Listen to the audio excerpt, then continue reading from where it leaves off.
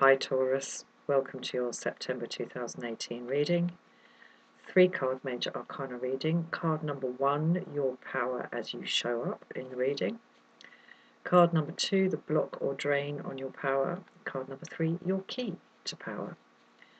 I will then be pulling one from the swords, one from the wands, one from the pentacles, and one from the cups. And I will then be pulling one from my new deck, the Wild Kuan Oracle by Alana Fairchild. Now, Kuan is from the Chinese, Tibetan, Mongolian, Buddhist end of things. She's what's known as a bodhisattva, which is an enlightened being that chooses to stay in the human realm to help and to relieve suffering. And she is the bodhisattva of compassion. And she's closely linked to the Tibetan Buddhist goddess, mother of the Buddhas, Green Tara. They're kind of equivalents in the two somewhat separate cultures, somewhat separate traditions. And I personally have been chanting the mantra of Green Tara every day for over 5 years. And I recently, excuse me, undertook an extensive mantra practice of Kuan Yin. So, oh, excuse me, it's getting late. Let's see what she has for us later on in the reading. Anyway, I'll push on with this for you, Taurus, for September 2018. One last shuffle. One last cut. Let's go. Okay, card number 1, your power as you show up in the reading. Okay, the Empress in reverse. Card number 2, the block or drain on your power. The Hanged Man in the upright. Card number 3, and I have to stress that because I really get them mixed up because he's on his head. Card number 3, the key to power. Whoa. The Hierophant in reverse. Now it is said, Taurus, that this is you, the Hierophant. So here you are showing up as the key to power in your own reading in the reverse. Goodness me. Right, it looks like, Taurus, it is time. I mean, last month, I remember you had the same card here last month. And it was all about this awful deal that you'd had going with yourself for a long time, whereby you had to sort of make sure that you were always a little bit unhappy, or something really bad was going to happen, or you were going to be seen as some sort of like selfish, nasty person. And the message there was that the deal is off. Like, cancel that insurance policy, you don't need it anymore. And it was the same thing. Hierophant in reverse as the key to power. And it looks like there's further to go on this process for you, Taurus, because here your power as you show up in the reading is Empress in reverse, lack of fruition, lack of fertility, lack of creation, lack of things sort of sprouting, growing. It's not so much manifesting, it's about having set the seeds, and then poof, the seed breaks and the little seedling comes out and the fruits are going to come. This is in reverse. So, you know, basically this is a sense of not being creative, not being productive, not being fecund, not being fertile. The block or drain on the power is, yeah, the Hanged Man. Now, the Hanged Man is what you do when you've made a certain amount of progress with something, maybe a project, maybe a job, maybe an endeavor of some sort of relationship or something, and things are not going quite as brilliantly as they were at the beginning, and you say to yourself, right, I'm just going to kind of take some time out. And you take time out and you basically turn yourself on your head to sort of shift perspective, with the idea of shifting perspective, to see whether, if you turn yourself upside down, whether you because you can get a new perspective if you look at things from another angle. And it's always useful, well, generally it's useful, you know, if you're a bit stuck or something, to look at things from another angle. But the problem with the Hanged Man is that he's tied himself to this damn tree, and he has done it himself. That's, you know, there's never any sense with the Hanged Man that he's been put up there as some sort of punishment or something. This is a willed self-removal from the flow of things. And the message is the same as last month, Taurus. Tear up your own rule book, man. You're being told to you know, the old rules simply don't apply anymore. They just don't, clearly. And I mean, whereas last month it was a matter of it not being necessary that you follow the old rules, or that you pay out the sort of awful, depressing little bloody insurance policy on your own happiness by making sure that you always add some unhappiness in the bank as well. It's just awful. But you know, by not seeing that through, which it would appear from this that is the case, that it hasn't been seen through, you're actually blocking your own forward motion, your own growth. Yeah, there ain't nothing growing in the belly, man. And I'm talking figuratively, metaphorically there, of course. And I know it's difficult to change the way that you operate, you know, for an earth sign and for a fixed earth sign. But you know, with this business about, I mean, maybe this is just a little bit of time out for September, because as I understand it, you know, we had I'm a Taurus. We had Uranus coming into our sign in May, you know, around the middle of May. Uranus turned up in our sign, and as far as I know, Uranus has kind of dipped back out again for a little while into Aries.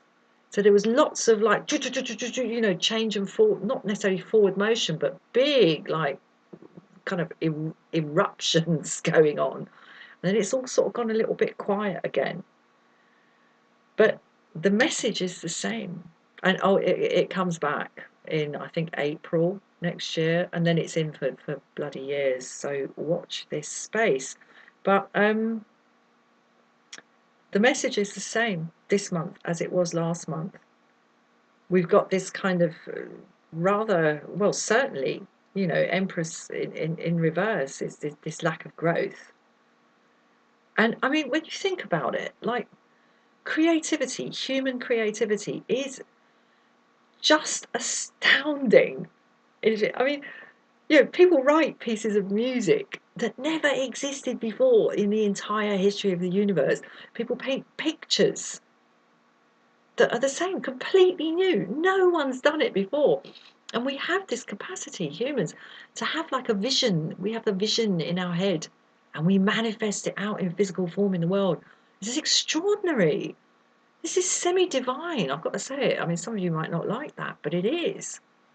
And that's the whole thing. That's why, you know, we are what we are, because we have this incredible power of creativity, of productivity and manifestation and gestation and giving birth to things in the world. All of it, you know, all these things, these cars, this table, this computer, all of it started as a seed in someone's mind. But here we have Empress in reverse. Seed ain't breaking open with some little green seedling. And we have this the block or the drain being this decision to just, no, I'm just going to sit on the sidelines. I'm going to sit on the sidelines and just look. And I might kind of, you know, twist my head to a funny angle to see if I can see anything different. It's like, well, okay, you know, you can carry on doing it. It's fence sitting, basically. That's what I'm seeing here, fence sitting. But the message is the same. You know, the internal rules of how you operate in yourself, spiritually, emotionally, psychologically, you know, because we all need structure with those things. That's what the Hierophant is about. It's about your own internal moral, spiritual, psychological and emotional and kind of cognitive structures of what is real, what is right, what is wrong, you know, what's true, what's not true, what's okay, what's not okay. That's all embodied in the Hierophant. And here, the key to power is this.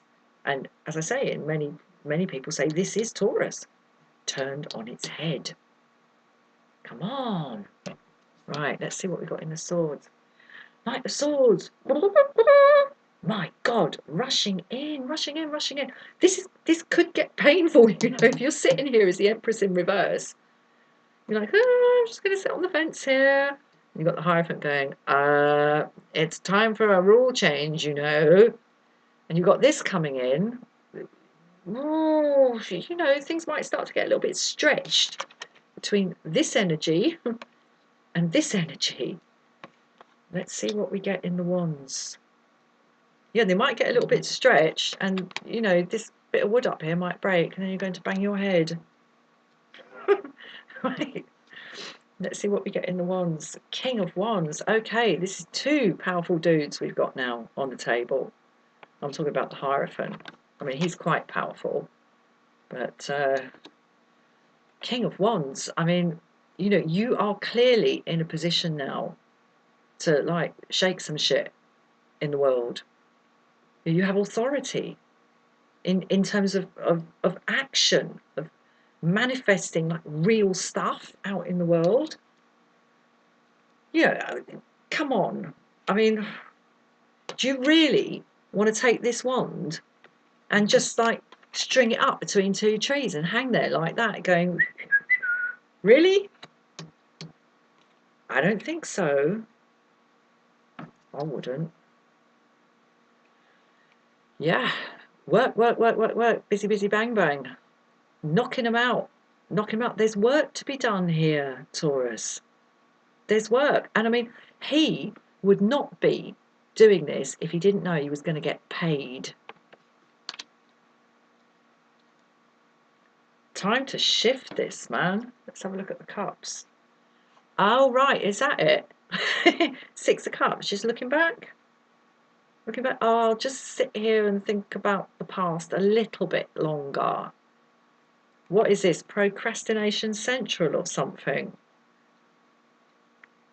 Time to move it. Time to move it, Taurus. Right, let's have a look at Kuan Yin. Now, it's a big deck. I think I've already seen the one I want, but I'm just... Oh, what's the point? Oh, I did say I think. No, it's this one. It's this one. Oh, is it? Because I think the reason I chose this one is because it's up the other way. Which means... Sorry, I'm talking to myself. Which means that that's the reason I noticed it. No, it is. Sorry, it's the first one that I saw.